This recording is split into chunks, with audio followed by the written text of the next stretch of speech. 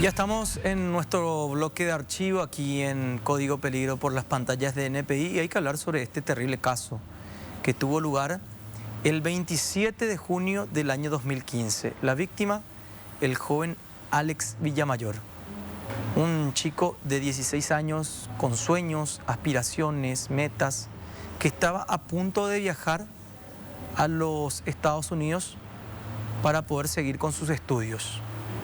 Durante ese fin de semana del año 2015, Alex había decidido viajar hasta la ciudad de Obligado, departamento de Itapúa, para poder despedirse de sus amigos. Y estaba en compañía de René Hochstetter, uno de ellos, quien había dado como lugar de encuentro su casa quinta en la zona de Obligado. Ellos estaban compartiendo y en medio de este festejo se dio lo peor. La muerte del joven Alex Villamayor, quien recibió disparos, que fue golpeado, que fue atacado y cuyo cuerpo también fue presentado ante las autoridades como un caso de supuesto suicidio, tras la alteración de la escena del crimen por parte del autor del hecho y también de otro cómplice. Tras la investigación del caso, la fiscal que llevaba en un inicio este terrible homicidio fue removida por varias irregularidades. Finalmente, el principal sospechoso, el autor, fue condenado, mientras que el cómplice pudo zafarse, por así decirlo, de una condena mayor. Pero ya estamos aquí en compañía del padre de la víctima, hablamos del señor Luis Villamayor. Don Luis, muchas gracias por tu tiempo, por acompañarnos hoy aquí en Código Peligro. Gracias a ustedes por el espacio. Bueno, hasta hoy día, la familia, me imagino, sigue pidiendo justicia, teniendo en cuenta todos los episodios que se dieron dentro de la investigación del caso, don Luis. Y en realidad lo que nos motivó en un principio a iniciar este largo y muy desagradable y doloroso proceso que llevó al juzgamiento, el juicio oral y público de dos de los responsables, de los culpables, uno de ellos por esas cosas caprichosas y curiosas de la justicia paraguaya no fue juzgado, que es Alain Jacques Díaz de Bedoya, hoy tengo entendido en los Estados Unidos, seguramente con un cargo de conciencia importante, porque él fue partícipe de lo que sucedió aquella noche. Eso se ventiló claramente durante el juicio oral, pero lo que nos motivó fue justamente esa afrenta a la memoria de mi hijo, que supuestamente él había cometido un suicidio. Imagínate que los mismos autores, todos ellos, incluyendo Alain Jacques, incluyendo René Hochstetter y todos quienes lo conocieron, todos estuvieron de acuerdo y nunca negaron el hecho de que él era un chico feliz, un chico que disfrutaba de la vida, un chico que tenía grandes expectativas de ir a los Estados Unidos, a acompañar a su hermano mayor a estudiar, a hacer grandes cosas en la vida. Pero ese 27 de junio, a las 7:05 de la mañana, momento en el cual yo recibí la peor noticia de mi vida, todo eso termina abruptamente, con el agregado insultante de que supuestamente él se había suicidado.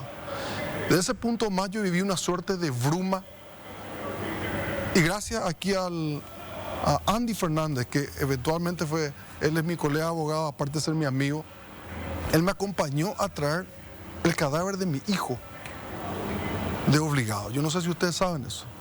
Él consiguió, hasta hoy día no sé ni de quién, un amigo que nos consigue una avioneta. Y yo durante todo el camino tratando de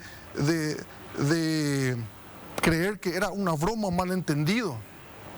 Sin embargo, nos fuimos a encontrar a mi hijo allí, asesinado, de un balazo en la cabeza. Don Luis, ¿cómo comienza la historia en cuanto a ese viaje que realizaba tu hijo a Obligado para compartir con sus amigos? Porque lo decías vos, un chico lleno de metas, de aspiraciones, que estaba a punto de viajar a los Estados Unidos para seguir con sus estudios y la intención de él era despedirse de sus amigos. Y fue una idea que surgió entre ellos, porque hay que decirlo porque es de verdad. Yo conocí a estos dos chicos y siempre tuve un buen concepto de ellos. Y eso es una advertencia para todos los padres que me escuchan y que están viendo esto. Tu hijo nunca te va a decir nada malo a sus amigos. Y yo los conocí a ellos venían en casa, yo les asistía en lo que podía. Y entonces, entre ellos surgió la idea de irse obligado a pasar un fin de semana, porque posterior a eso ya no se iban a ver por un tiempo largo, porque Alex iba a viajar. ¿El encuentro era solamente entre ellos tres o había más personas? Hubieron otras personas que fueron invitadas y que por A o B motivo no pudieron ir. Entonces solamente ellos estaban. Terminaron ellos tres allí. ¿Cómo habría ocurrido todo según los datos también que pudiste recabar? Y bueno, el primer día llegaron allí sin mayores sobresaltos. Llegó un viernes a la tarde. Durmieron allí ese sábado, un jueves llegaron. Un jueves, durmieron allí el viernes, estuvieron haciendo cosas que se hacen en la estancia, qué sé yo, mirando los caballos, mirando los animales de aquí a allá. Travesuras que hacen los chicos, ¿verdad? El viernes a la tarde, René y Alain tuvieron la idea de, según ellos dicen, una travesura. Es lo que ellos manifiestan en sus testimonios, de consumir unos hongos que tenían ciertas propiedades alucinógenas para cagarse de risa, ¿verdad? Bueno, eso se degeneró, por decirlo así, en una situación de violencia, porque como Alex nunca había experimentado eso antes, ellos mismos manifiestan que le hizo muy mal. Él estuvo prácticamente inconsciente un tiempo durante ese momento que estuvo inconsciente. Ellos se tomaron ciertas libertades con él. Y luego él cuando se despierta a las 8 de la noche, yo llego a hablar con él. Porque la mamá de René Hofstetter me había llamado a decirme que los chicos estaban mal, estaban trastornados, estaban drogados. Entonces yo le llamo a Alex. Y él me atiende el teléfono, se me ha dormido, parecía, y me dice, yo le dije, ¿qué pasa, Alex? Le dije, me están diciendo que ustedes están consumiendo drogas, ese tipo de cosas. Me dijo, no, it's okay, everything is okay, papi, me dijo, ¿verdad? Y luego se corta la conversación y yo ya no puedo hablar con él. Y yo ya estaba dispuesto a irme obligado a ver qué pasaba con mi hijo. Y ahí sucede lo que catalizó esta tragedia, que la mamá de René me llama y me dice, ya está todo tranquilo, yo envié a una persona que les cuide, que era Matías Wilps. Entonces eso nos tranquiliza a la mamá de Alex y a mí.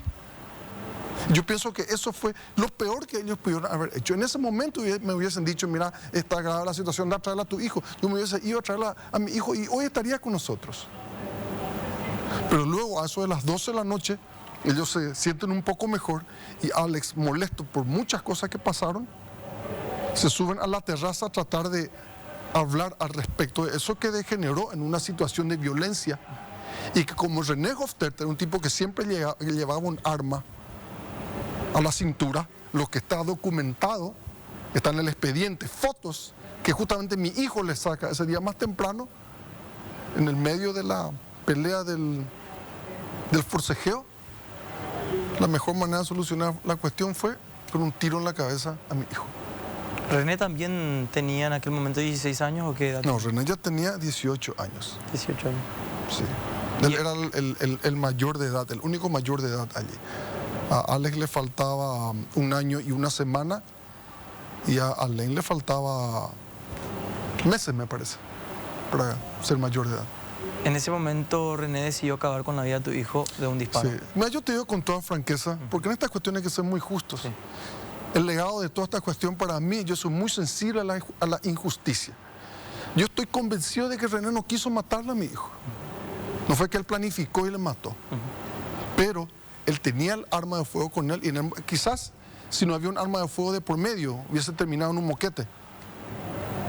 Pero ellos tenían a disposición armas de fuego, por eso que están descabellada la versión que Matías Wilps y el mismo René y los padres de Alain Jacques en cierto momento y la fiscal nos quisieron convencer de que supuestamente mi hijo tenía una ansia tremenda de suicidarse, estaba un arma a disposición de él y a ellos no se les ocurrió esconder el arma o remover el arma de la ecuación, pero supuestamente le dejaron nomás allí el arma, pero no fue así.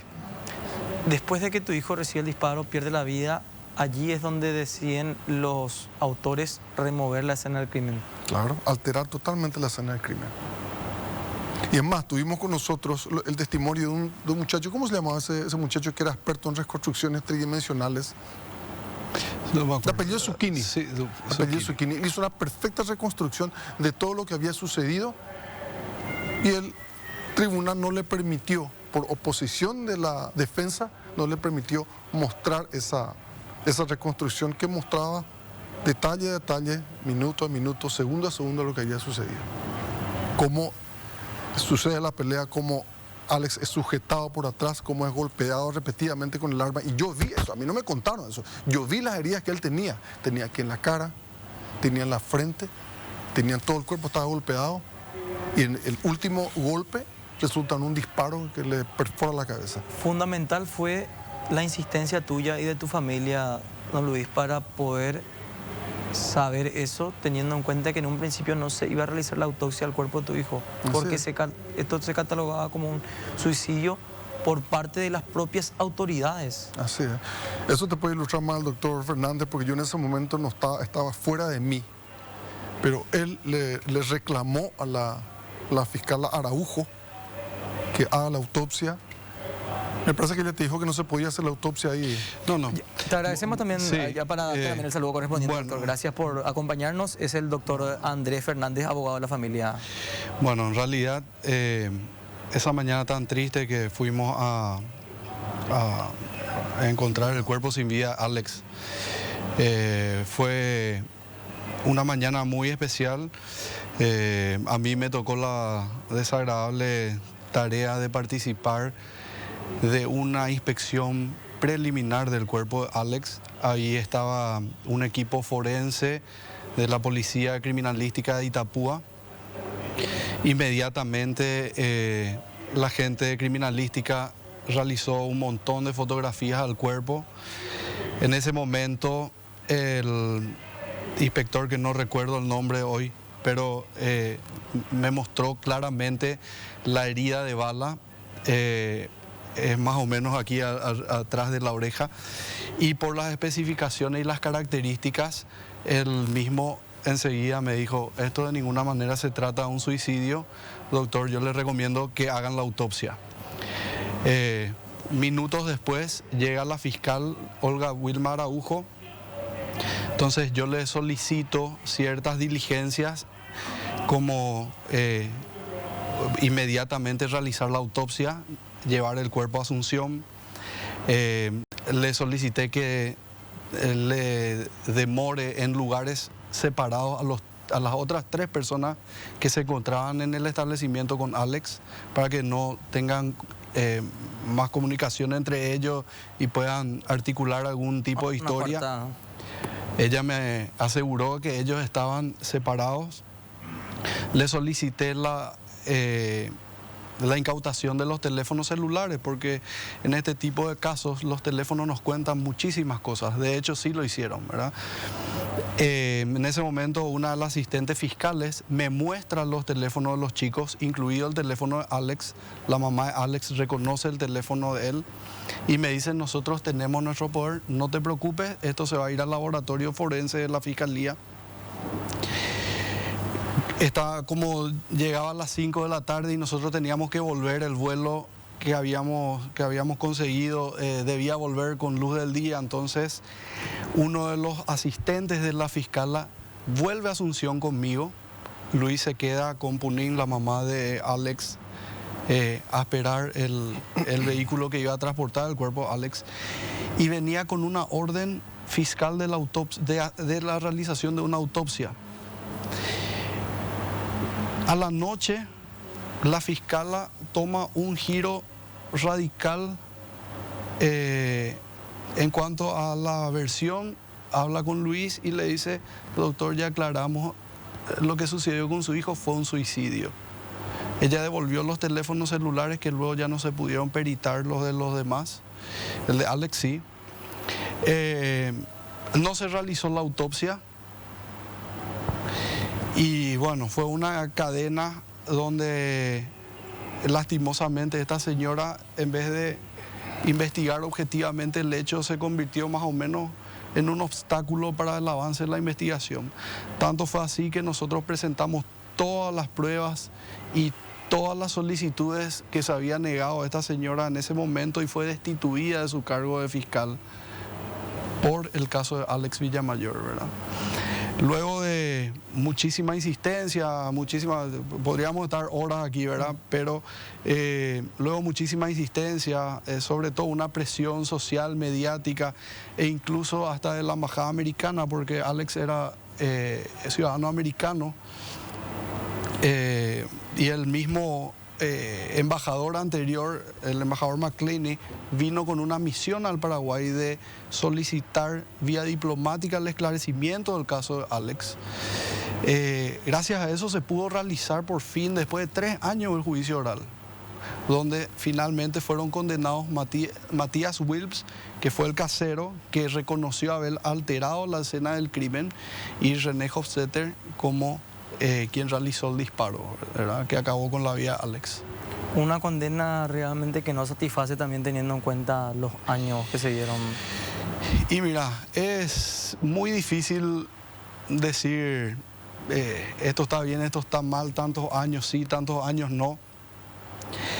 Realmente como papá, cualquiera que tenga hijos se pone en ese lugar y diría 12 años, parece una broma de mal gusto, ¿verdad?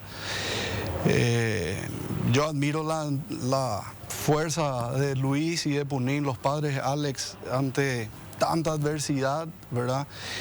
Y bueno, lastimosamente queda como un sabor a poco, ¿verdad?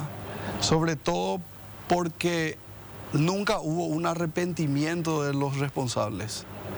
Nunca dijeron fue una cosa del momento, fue un impulso que salió mal, o nunca pidieron perdón.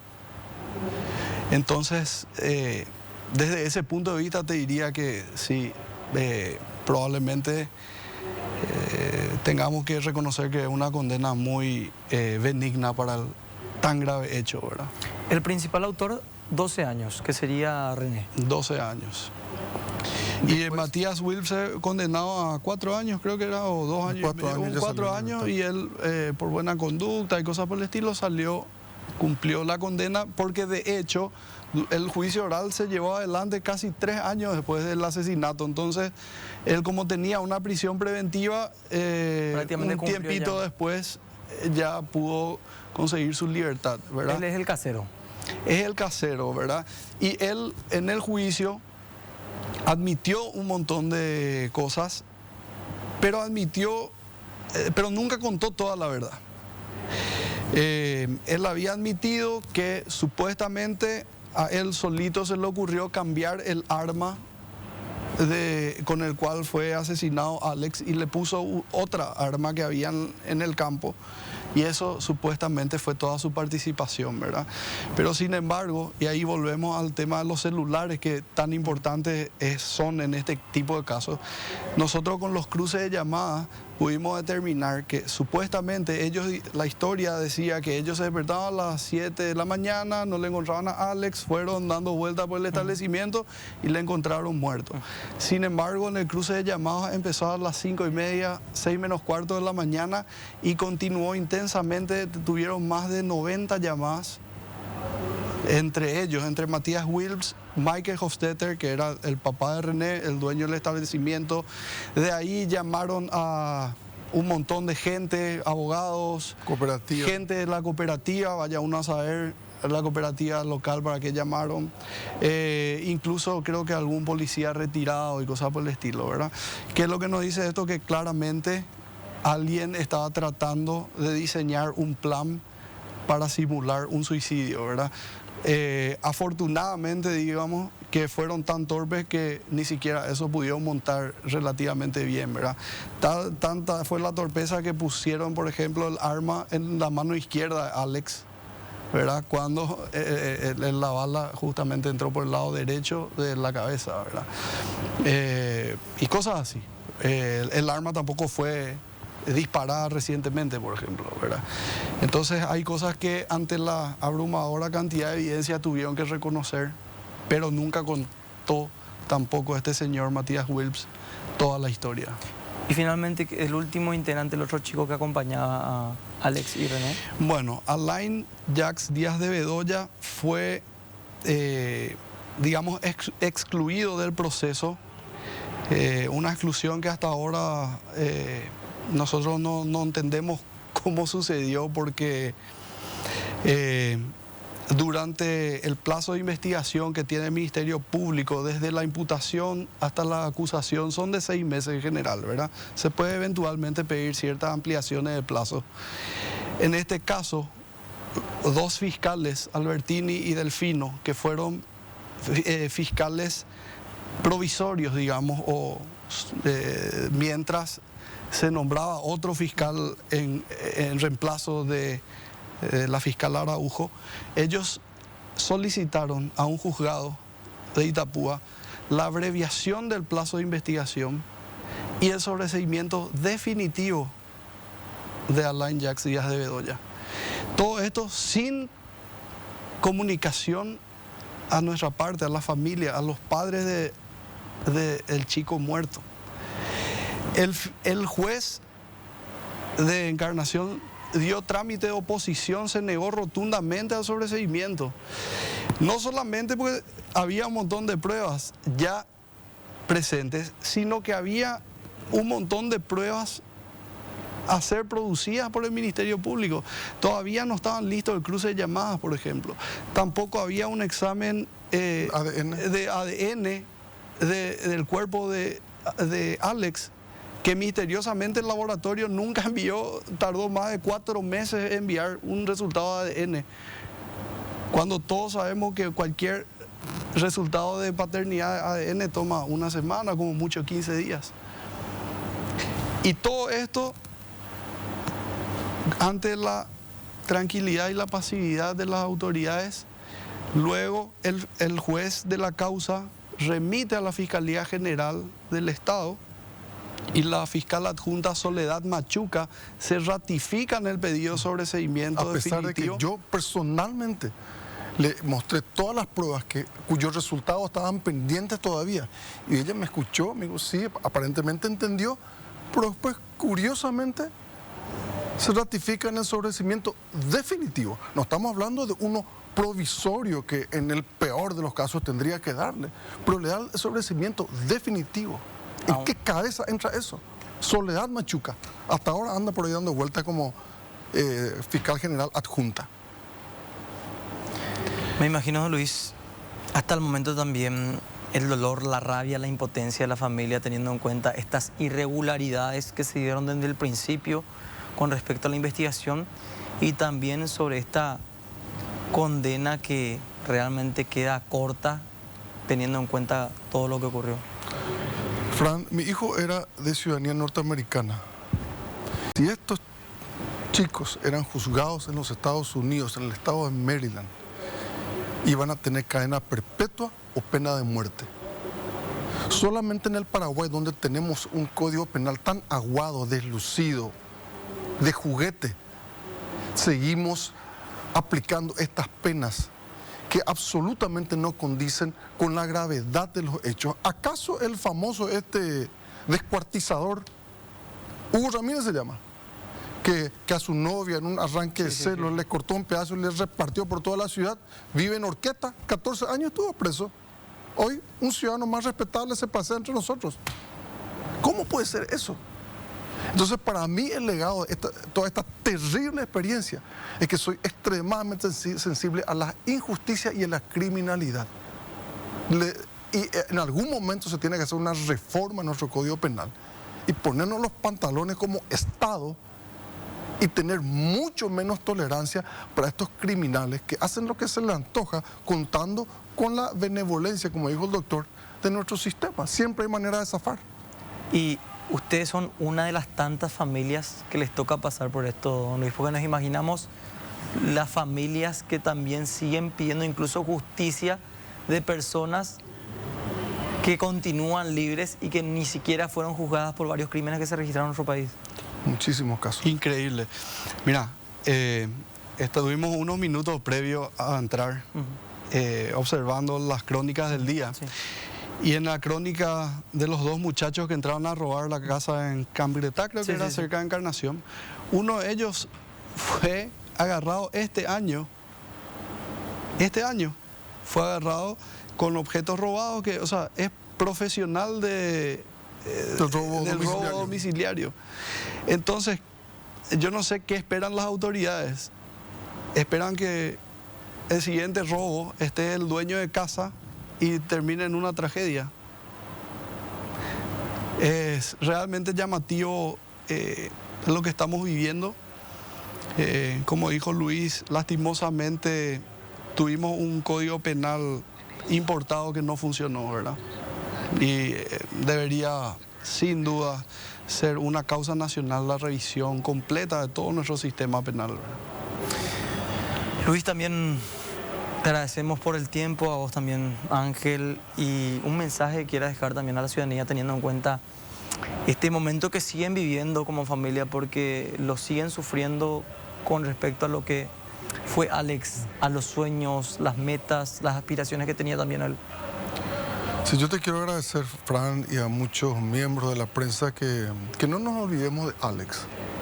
Alex era un chico que tenía todo por delante, un chico cuya muerte prematura, inoportuna, absolutamente inesperada e incomprensible no tenía que haber sucedido. Pero ya que nosotros como familia pagamos un precio tan alto, ¿verdad? Ojalá que sea un mensaje para los otros chicos de su edad, los otros Alex del Paraguay.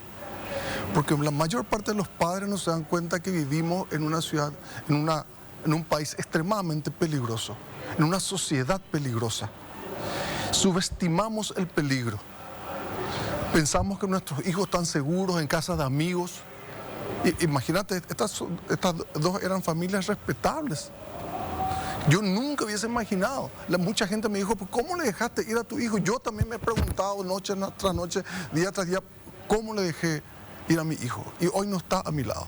Entonces, ese es el mensaje. Cuidemos de nuestros hijos y exijamos de nuestra sociedad que sea una sociedad un poco más seria, que valoremos más la vida de nuestros jóvenes, porque todos están en peligro. Gracias por su presencia, don Luis. Gracias, Ángel. Y con esto también nosotros vamos cerrando la jornada de hoy de Código Peligro. Como decía aquí don Luis, recordando al joven Alex Villamayor, y esperemos que también, como en este caso, en varios en los cuales no fueron resueltos, se haga justicia para todas las familias. Con esto cerramos Código Peligro. Nos encontramos el próximo lunes de 21:30 a 22, de 21 a 22:30, digo bien, aquí por las pantallas de NPI. Que tengan buen resto de jornada.